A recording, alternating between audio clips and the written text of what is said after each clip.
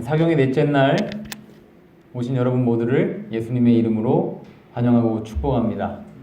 정말 코로나로 어렵고 또 주중에 바쁘신데도 정말 이 영혼의 갈급함과 갈증을 말씀으로 채우기 위해 오신 여러분 모두에게 오늘 성령께서 충만히 은혜로 역사하여 주시기를 다시 한번 예수님의 이름으로 기도합니다.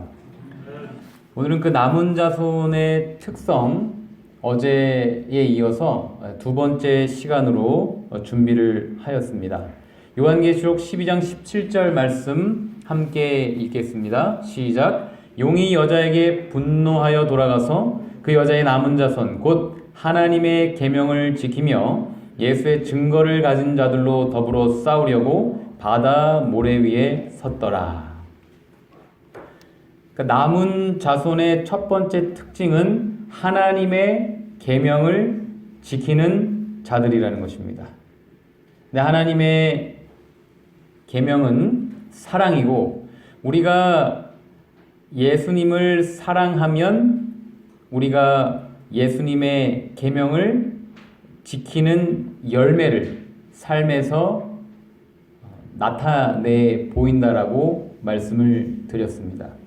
그래서 계명을 지키려면 우리의 힘으로 노력하는 것이 아니라 하나님의 사랑에 집중할 때 그 사랑을 알고 깨닫고 내 삶에 그 사랑을 받을 때 우리도 계명을 지키며 사랑할 수 있게 되어진다라고 말씀을 드렸습니다.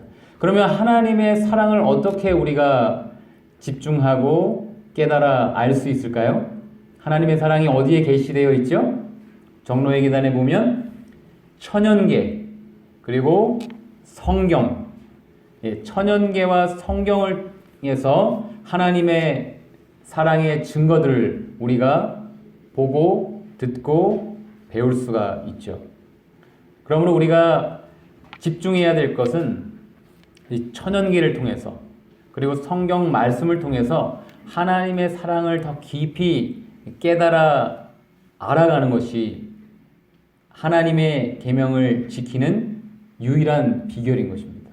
시대의 소망에 보면 우리가 하나님을 진정으로 온전히 알게 되면 자연적으로 그분을 사랑하게 될 것이라고 기록되어 있습니다. 그러니까 하나님을 우리가 모르니까 그분을 사랑하지 않고 또한 그분의 계명을 우리 힘으로 지키려고 고생스럽게 살아가고 있는 것이죠. 그래서 이 산상보험 150페이지의 말씀 정말 중요한 말씀입니다. 이 믿음으로 말미암는 의의 진수가 담긴 말씀이죠. 하나님의 능력과 그분의 생명은 그분의 말씀 가운데 있다. 그대가 믿음으로 그 말씀을 받아들일 때 그것은 순종할 능력을 주게 될 것이다. 그러니까 하나님의 계명을 지키고 그분의 말씀에 순종하는 것은 말씀이신 예수님을 우리 마음에 거하시게 할 때 자연스럽게 우리의 삶에서 나타나는 열매요 결과라는 것입니다. 그러므로 하나님의 계명을 지킨다는 것은 믿음으로 말미암는 의를 날마다 경험하며 살아가는 자들이고 그들이 진정한 남은 자손들이라는 것입니다.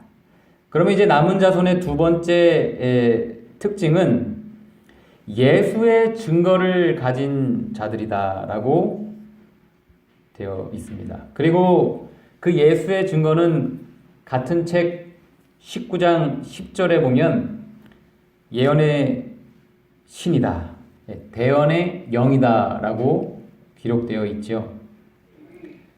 사실 평일에 이 사경회에 오시는 분들은 이 예수의 증거가 예언의 신이라는 것을 다 알고 계실 것으로 믿습니다. 그래서 이 엘렌 지 화이트 선지자를 통하여 이 마지막 남은 교회에 전해진 증거는 이 재림교회에서 예언의 신이라는 용어로 사용이 되죠. 그래서 우리가 대쟁투 총서를 비롯해서 대부분의 책들을 우리 가정에 가지고 계실 것입니다. 그런데 이 예언의 신의 말씀들을, 이 책들을 우리가 우리 책꽂이에 꽂아 놓음으로써 만족해서는 안 되는 것이죠. 거기서 그치면 안 된다는 것입니다. 아, 내 책꽂이에 예언의 신의 책이 꽂혀 있으니까 나는 남은 자손이다. 이렇게 자부해서는 안 되는 거예요. 정말 이 믿음으로 예수님을 우리 마음에 모셔서 정말 그분의 능력으로 예언의 신의 말씀이 지켜지고 순종되어지는 삶을 경험하시는 정말 진정한 남은 자손들이 되시기를 간절히 기도합니다.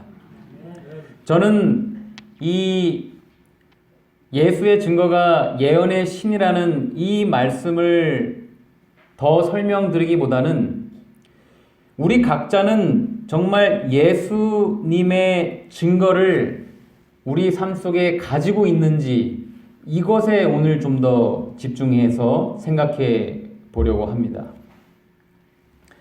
여러분, 마가복음 5장에 보면 예수님께서 거라사에 가셨을 때 이 더러운 군대 귀신 들린 사람이 예수님께 오죠.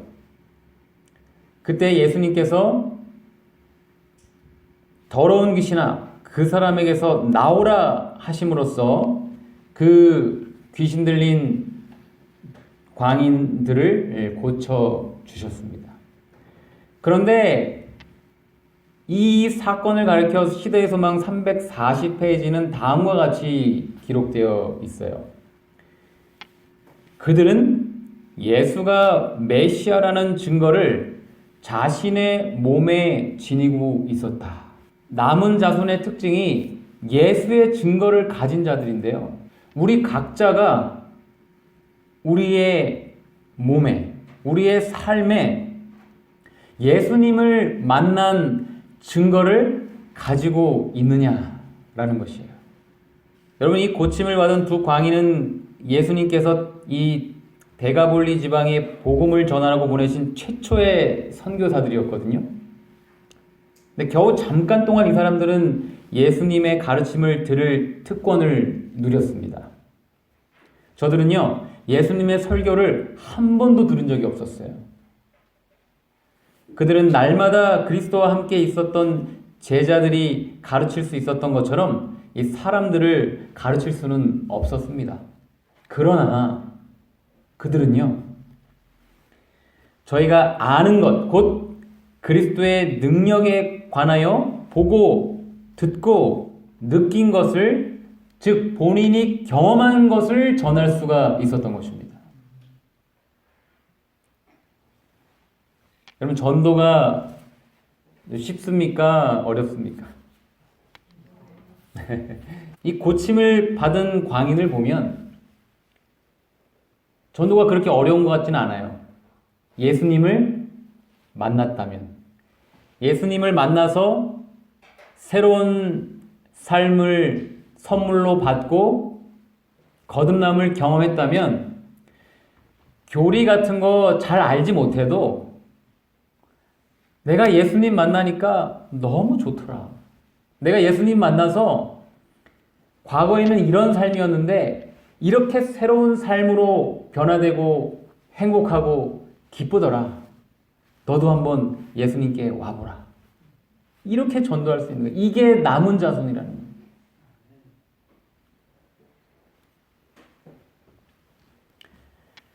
우리는 우리 몸에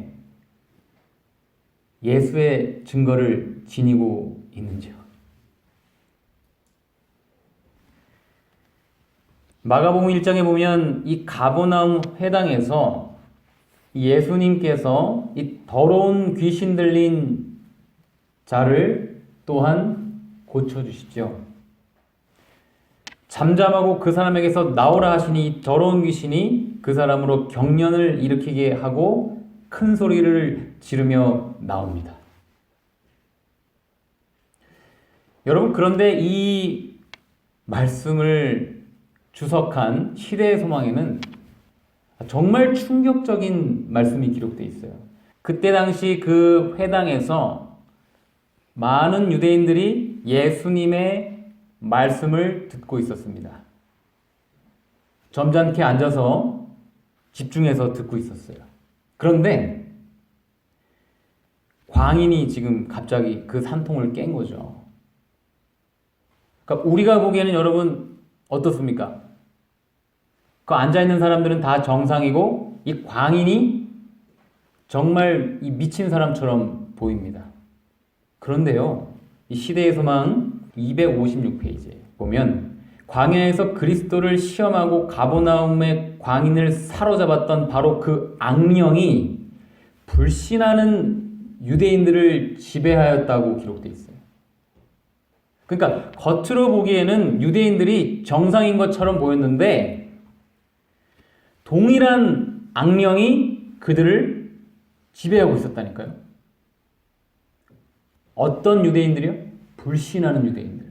예수님을 믿지 않던 유대인들이에요.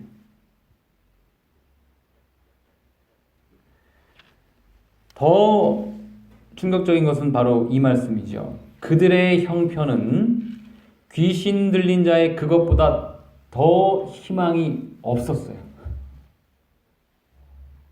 어떻게 이럴 수가 있습니까? 유대인들이 누굽니까? 메시아를 기다린다고 공언하며 살던 사람들이었어요. 제7일 안식일 예수 초림교인들이었어요.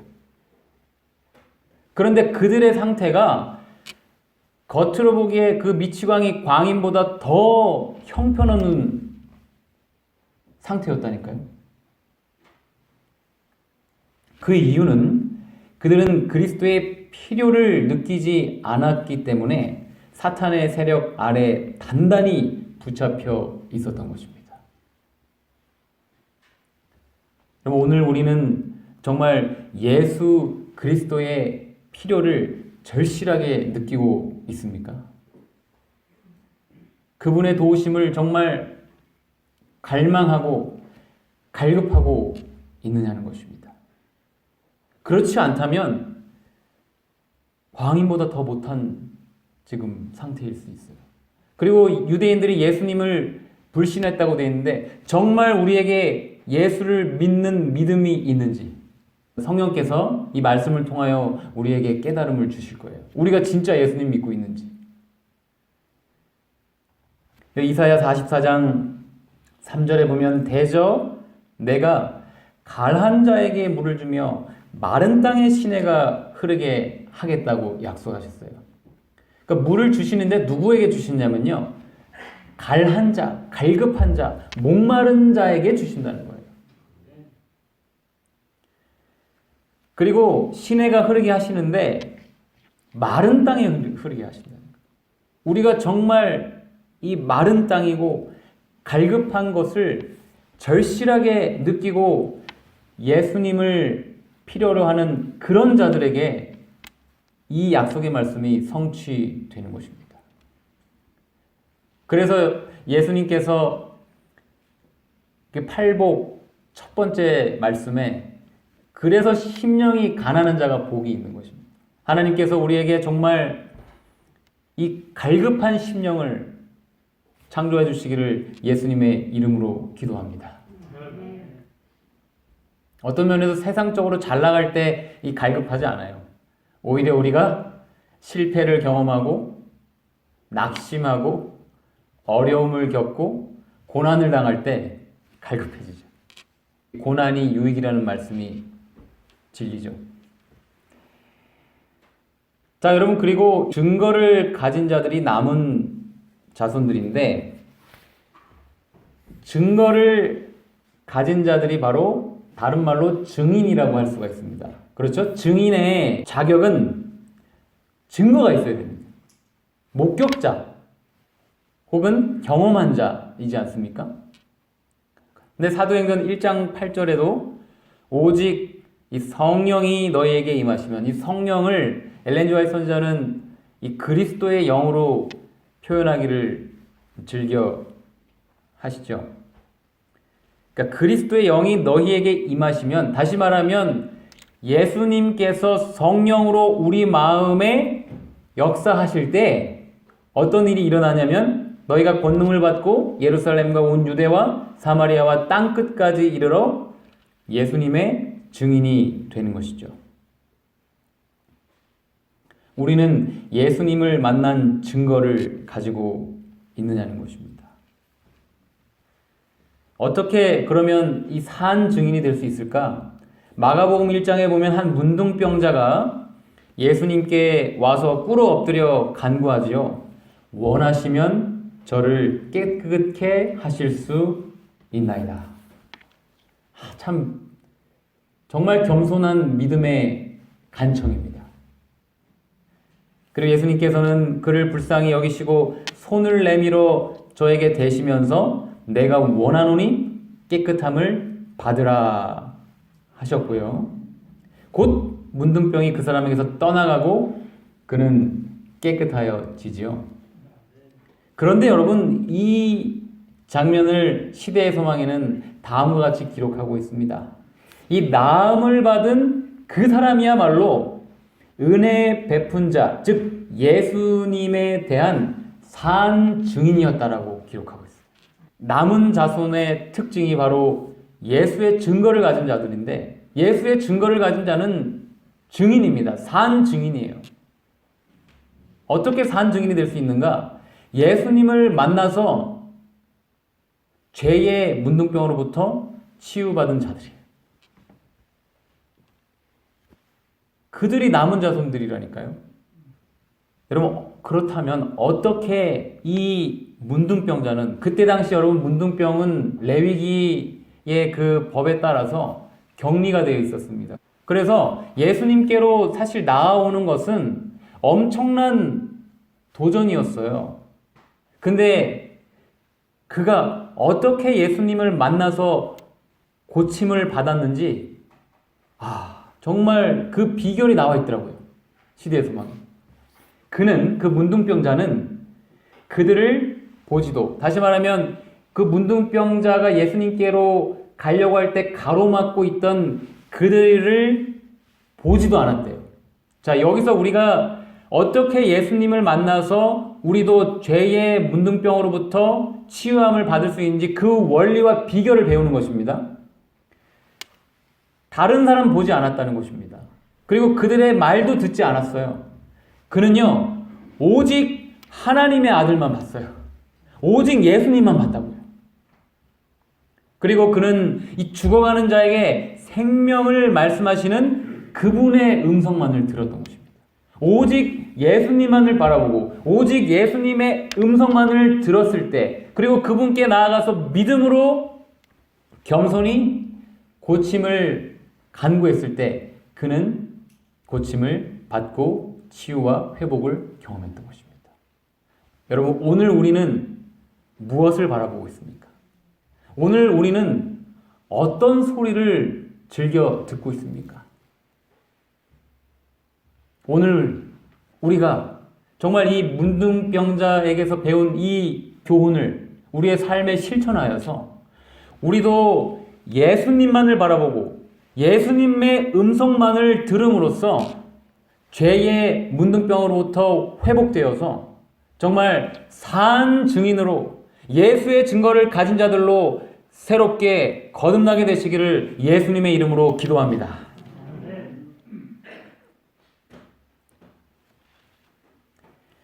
마지막 이 남은 자손의 특징, 그 세 번째 특징은요, 예수 믿음을 지키는 자들이라고 계시록 14장 12절에 기록되어 있습니다. 이 예수 믿음은 예수님을 믿는 믿음으로 번역될 수도 있고, 예수님께서 보여주신, 예수님께서 소유하셨던, 예수님께서 행사하셨던 믿음으로도 번역될 수가 있습니다. 이 두 가지 의미가 다 중요합니다. 첫 번째, 예수님을 믿는 믿음. 아까 말씀드렸죠? 그 유대인들은 그 불신 때문에 귀신 들린 자보다 형편이 더 안 좋았다라고요. 그럼 오늘 우리는 예수님을 믿는 믿음이 있는가? 이 말씀의 빛으로 우리 자신을 살펴봐야 되지 않겠습니까? 그러면 여러분, 예수님의 이름의 뜻이 무엇이죠? 예수님의 이름의 뜻은 마태복음 1장 21절에 보면 죄에서 구원할 자이십니다. 그러니까 예수님의 이름 자체가 뜻이, 그 의미가 구원이에요. 구원.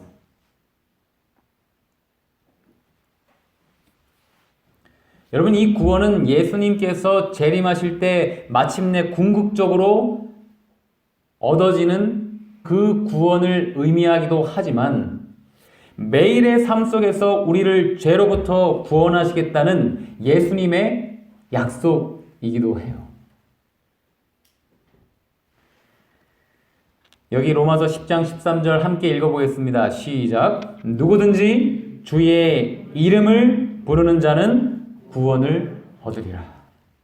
누구든지 구원이 필요할 때 주님의 이름, 구원의 이름, 예수님의 이름을 부르면 구원을 얻겠다는 이 약속의 말씀인 것입니다. 여러분, 구원이 필요할 때 예수님의 이름을 부른다는 것은요, 그분이 나의 구원자라는 믿음의 행동인 것이에요.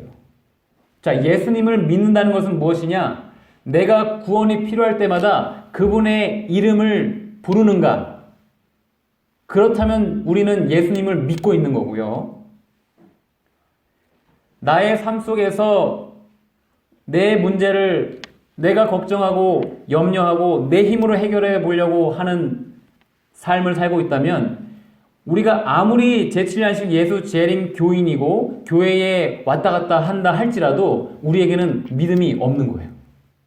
여러분, 오늘 우리는 예수님의 이름을 몇 번이나 불렀는지요?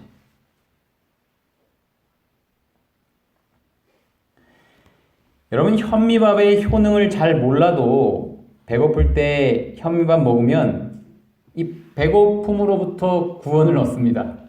이 물의 화학적 특성 잘 몰라도 갈증으로부터 물을 마실 때 구원을 얻는 것처럼 여러분, 사탄이 우리를 범죄하도록 유혹하고 시험하고 충동질할 때 믿음으로 예수님의 이름을 부르면 우리는 죄로부터 구원을 얻는 것입니다.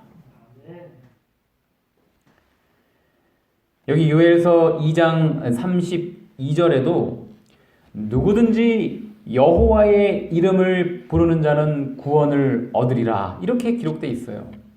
우리가 잘 아는 것처럼 이 여호와 하나님은 산상보훈 45페이지에 보면 신의 산에 우레와 불꽃 가운데서 율법을 선포하신 분, 그 여호와는 바로 그리스도, 예수님이셨다, 이렇게 기록되어 있잖아요. 그러니까 여호와는 곧 예수님이십니다.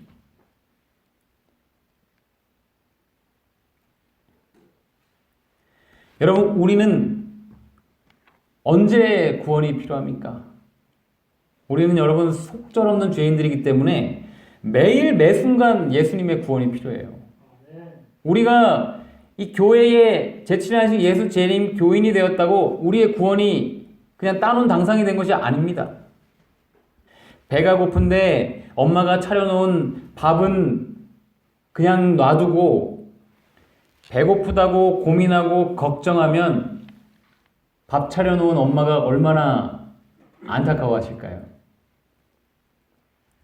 목이 마른데 아빠가 이미 식탁 위에 준비해 놓은 생수를 마시지 않고 목마르다고 불평불만한다면 아빠가 얼마나 그 아들을 불쌍히 여길까요?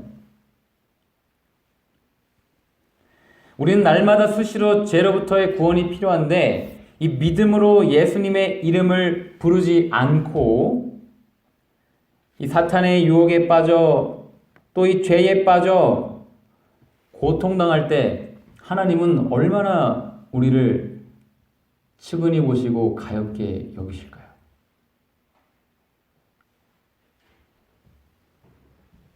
여러분, 걱정, 근심이 생길 때 예수님의 이름을 불러 구원을 얻게 되시기를 간절히 기도합니다. 화가 나고 짜증날 때 예수님의 이름을 불러 구원을 경험하시기를 바랍니다. 스트레스 받으려고 할 때 예수님을 불러서 스트레스로부터 보호함을 받게 되시기를 간절히 기도합니다. 여러분, 스트레스는요, 받는다고 표현하잖아요. 그렇죠? 스트레스는 사탄이 주는 거고요. 그것은 내가 받을 수도 있고 받지 않을 수도 있어요. 그건 내 선택입니다.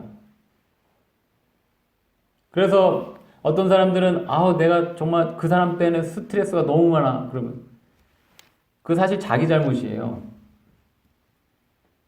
사탄이 그 사람을 통해서 스트레스를 주려고 할 때 그냥 당연스럽게 예수님의 이름을 부르지 않고 그걸 받는 거죠. 며칠 전에 저희 와이프가 그 중고나라에서 어떤 물건을 이제 좀 저렴하게 나와가지고 그거를 이제 살려고 그 사람에게 돈을 보냈습니다. 근데 사기를 당했어요. 사기당하면 혹시 좀 어떻습니까? 저는 사실 처음 당해봤거든요. 근데요, 저희가 그것이 사기라는 걸 깨닫는 순간 바로 기도했습니다. 둘이. 바로 예수님의 이름을 불렀어요. 저희가 이 문제로 인해서 절대 시험에 들지 말게 해주세요. 예수님, 저희가 이 문제 바라보지 않고 예수님을 바라봄으로 구원 얻게 해주세요. 놀라운 일이 일어났어요. 전혀 시험에 들지 않았어요. 둘 다. 그냥 그 자리에서 끝났습니다.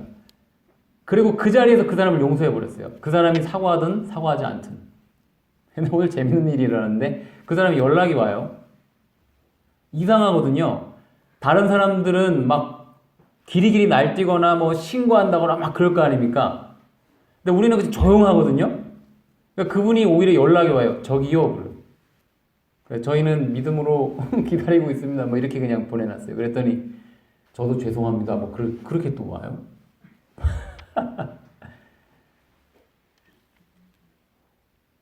여러분, 예수님의 이름은 구원이 분명하더라고요. 사기당했는데도 이렇게 마음이 평안할 수가 없어요. 이야, 놀랍습니다. 정말. 예수님의 이름은 구원이 맞아요. 여러분, 실패했을 때 예수님의 이름을 불러 좌절하지 않게 되시기를 간절히 기도합니다. 성공했을 때 예수님의 이름을 불러 교만하지 않게 해달라고 간구하여서 겸손히 사탄의 시험을 이기게 되시기를 간절히 기도합니다. 그리고 우리가 어찌할 바를 알지 못할 때 우리는 예수님의 이름을 불러 구원을 얻을 수가 있고요. 우리가 상처를 받았을 때 예수님의 이름을 불러서 그 상처를 치유함을 받을 수가 있습니다.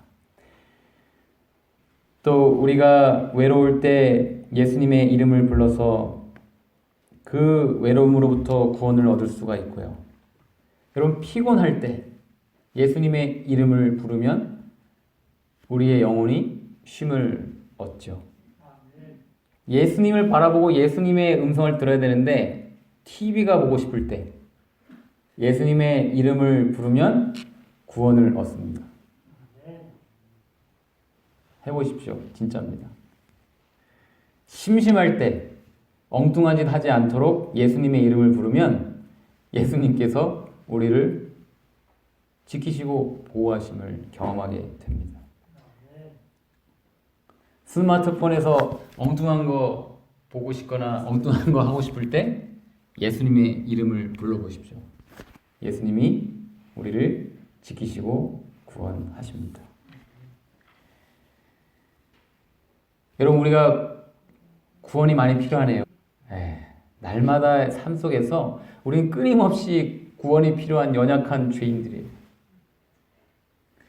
예수님을 믿는다는 것은 곧 예수님의 이름을 부르며 구원을 경험하는 삶을 산다는 의미인 것입니다. 그들이 진정한 남은 자손들이에요. 여러분, 이것이 바로 믿음으로 말미암는 의의 기별인 것이죠. 또한 오늘 저의 간증이기도 합니다. 여러분, 매일 매순간 구원이 필요할 때마다 믿음으로 예수님의 이름을 불러 날마다 구원을 경험하다 마침내 예수님 재림하실 때 궁극적인 구원을 얻게 되시는 저와 여러분 되시기를 간절히 기도합니다. 이것이 예수를 믿는 믿음의 첫 번째 의미고요. 두 번째는 예수님께서 이 땅에서 행사하셨던 믿음이에요. 예수님께서 소유하셨던 믿음이고 예수님께서 우리에게 삶으로 보여주신 믿음인 것입니다. 오늘 우리는 그 믿음이 있는가라는 거예요.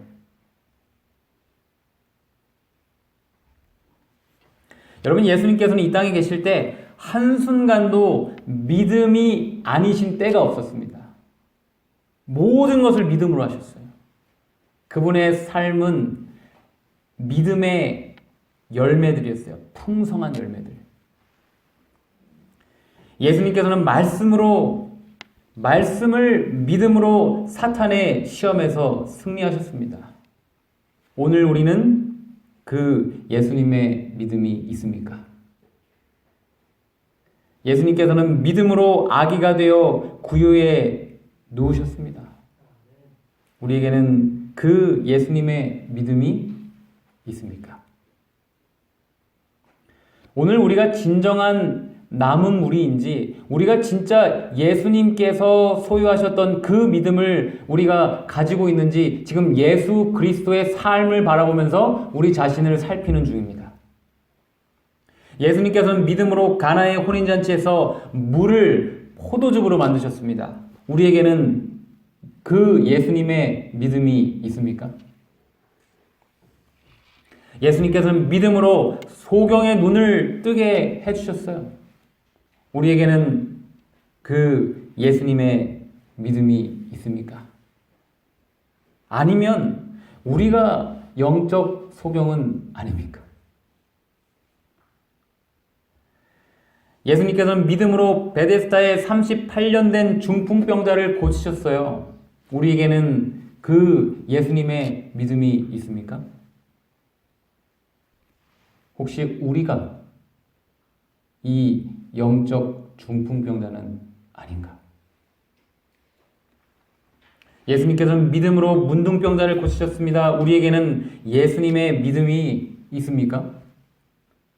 혹시 우리가 영적인 문둥병자들은 아닌가요?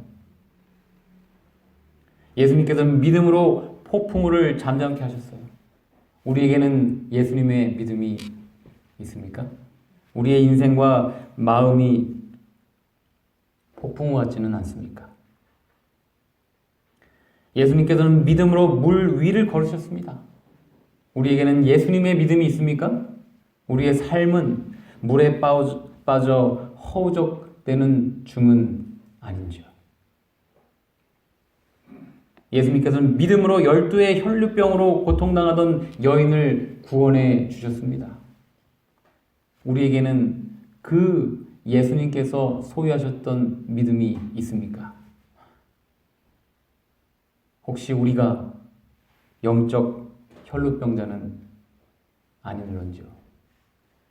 예수님께서는 믿음으로 걸어서 군대에 귀신 들린 자의 그 귀신을 쫓아내셨습니다. 우리에게는 그 예수님의 믿음이 있습니까? 우리가 혹 그 귀신 들린 자는 아닐까요? 예수님께서는 믿음으로 오병이어의 기적을 베푸셨죠. 우리에게는 그 예수님의 믿음이 있습니까? 예수님께서는 믿음으로 달리다굼 하시며 죽은 소녀를 살리셨어요. 우리에게는 그분이 행사하셨던 그 능력 있는 믿음이 있습니까? 혹시 우리가 영적으로 죽어있는 자들은 아닐런지요? 예수님께서는 믿음으로 죽은 나사로를 부활시키셨죠? 우리에게는 그 예수님의 믿음이 있습니까?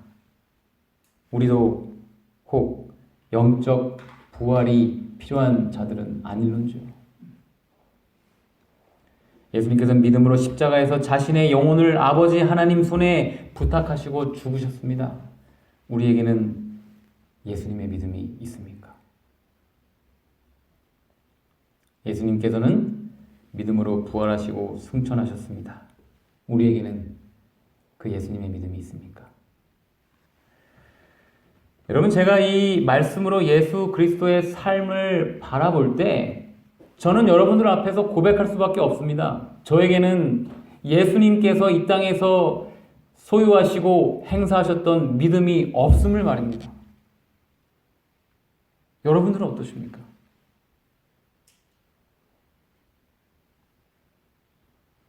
여러분, 이 마가복음 16장 17절, 18절에 다음과 같이 기록되어 있어요. 믿는 자들에게 어떤 표적이 일어날 것인지. 여기서 지금 믿는 자들이라고 말했습니다. 예수님을 믿는 자들이에요. 그런데 우리의 삶에서 이런 예수님의 약속이 지금 이루어지고 있는지 함께 한번 읽어보겠습니다. 믿는 자들에게, 시작. 믿는 자들에게는 이런 표적이 따르리니 곧 저희가 내 이름으로 귀신을 쫓아내며 새 방언을 말하며 뱀을 집으며 무슨 독을 마실지라도 해를 받지 아니하며 병든 사람에게 손을 얹는즉 나으리라 하시더라. 믿는 자들에게 이런 표적이 따른다. 정말 이런 일이 있었습니까? 있었죠.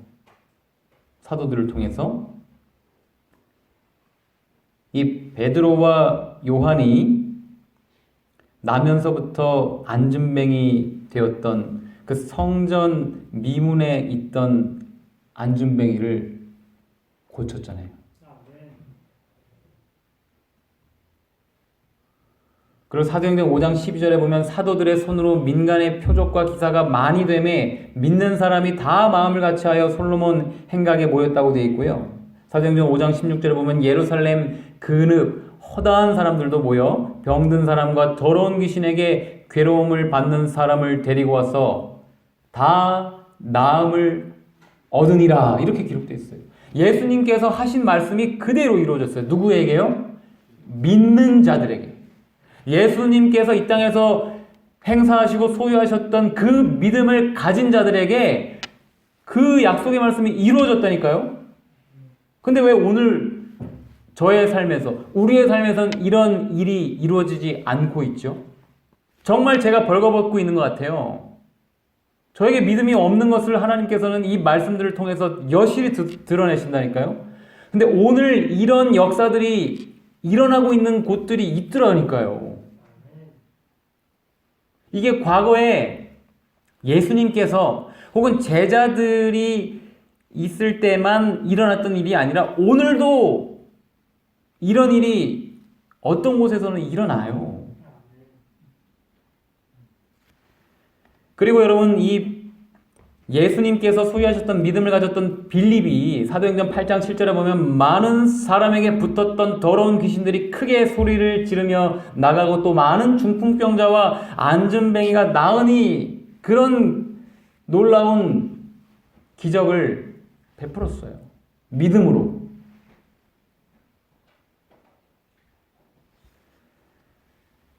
그리고 사도행전 16장 18절에 보면 예수님께서 소유하셨던 그 믿음을 가졌던 바울이 귀신을 쫓아내는 장면이 기록되어 있죠. 여러분, 요즘에 얼마나 많은 정신병에서 고통당하는 사람들이 있습니까? 얼마나 많은 우울증 환자들이 있습니까? 사실 어떤 면에서 그런 것들이 다 귀신 들린 거거든요. 우울증이죠. 우울증. 그 귀신 들린 거예요. 마귀가 그렇게 하는 거예요. 마귀가. 그럼 우리가 그 우울증 걸린 자들을 위해서 기도하고 그들에게 말씀으로 권면할 때 그 귀신이 떠나야 되거든요. 그게 믿음 있는 자에게 나타날 예수 그리스도의 약속이거든요. 오늘 우리가 그런 경험을 하고 있는지. 그리고 사도행전 28장 3절에서 5절에 보면 이 독사가 바울을 물었는데 바울이 죽지 않았어요. 그렇죠? 아까 예수님께서 약속하신 말씀이 그대로 이루어진 것입니다. 믿는 자들에게.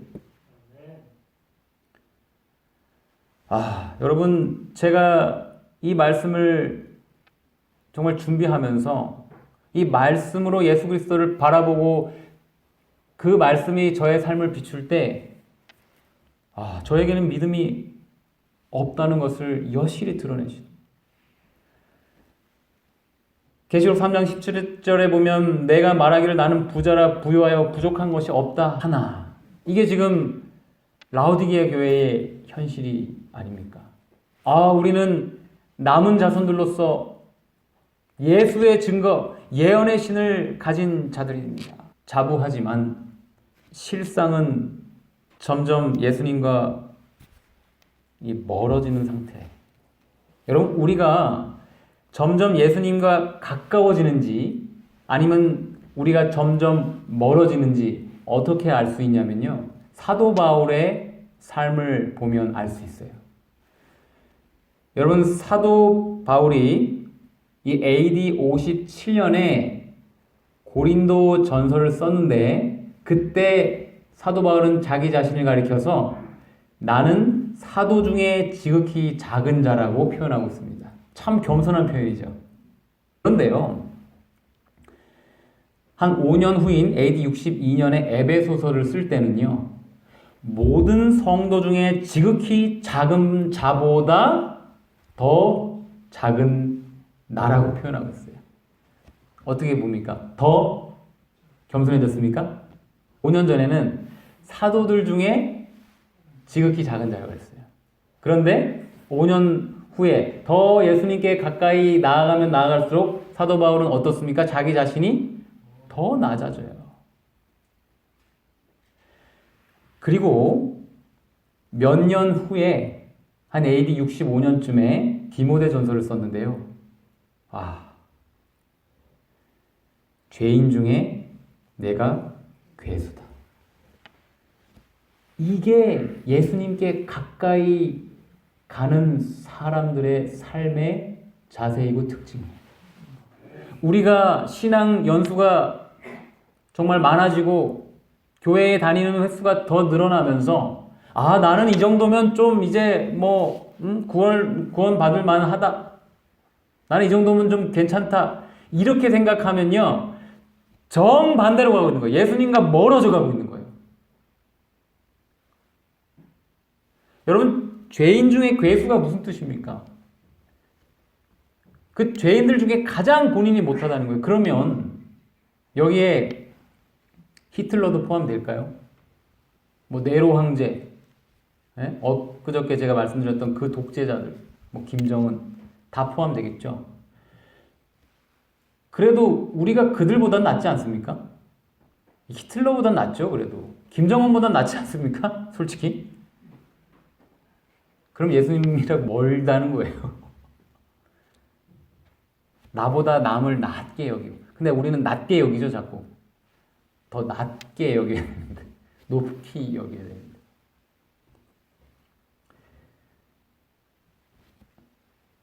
오늘 우리는 어디에 있는지요? 예수님과 가까이 있습니까? 아니면 멀리 떨어져 있습니까? 계시록 3장 17절, 내가 곤고한 것과 가련한 것과 가난한 것과 눈먼 것과 벌거벗은 것을 알지 못하도다. 근데 여러분, 오늘 이 말씀을 통해서 정말 우리가 곤고하고 가련하고 가난하고 눈멀고 벌거벗고 우리에게 믿음이 없음을, 이렇게 비참한 처지를 하나님께서 알려주시는 것은, 이것은 여러분 성령의 은혜인 것입니다.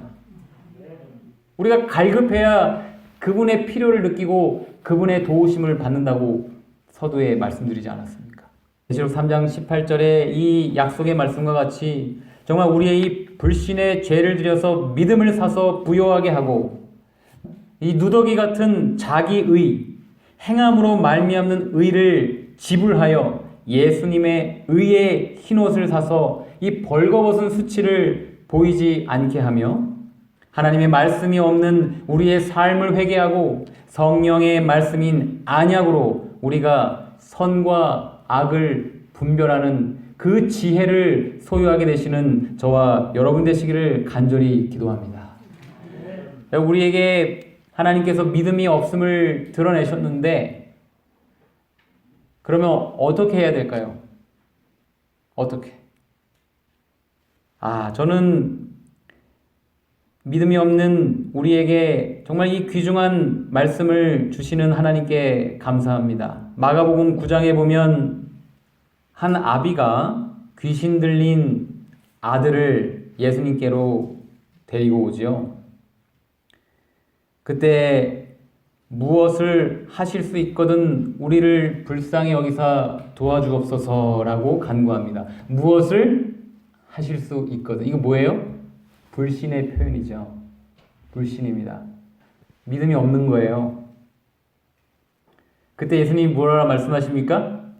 할 수 있거든이 무슨 말이냐?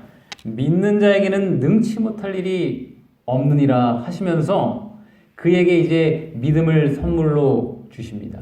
그때 여러분, 이 아비의 기도, 여러분 이 아비의 기도가 오늘 저와 여러분의 기도가 되기를 간절히 바랍니다. 함께 읽어보겠습니다. 시작. 곧 그 아이의 아비가 소리를 질러 가로되 내가 믿나이다. 나의 믿음 없는 것을 도와주소서 하더라.